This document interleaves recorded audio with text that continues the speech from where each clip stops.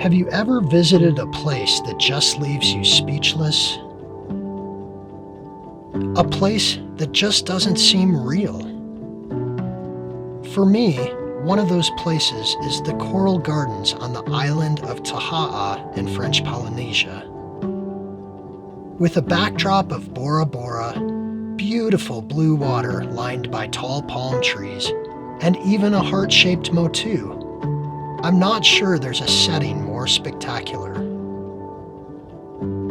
This breathtaking snorkel spot is the perfect drift snorkel and allows you to slowly fly through the crystal clear warm water, transporting you to another world where the fish seem to escort you as if they're inviting you into their home for afternoon tea. The Coral Gardens are a truly special place, and a place that I wish everyone could experience at least once in their lifetime.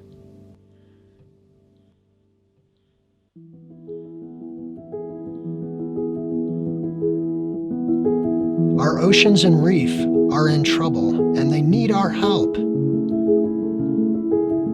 No place is spared, including the beautiful Coral Gardens. So please, enjoy this video and read the description in this video for some ideas on how you can help out our friends under the sea.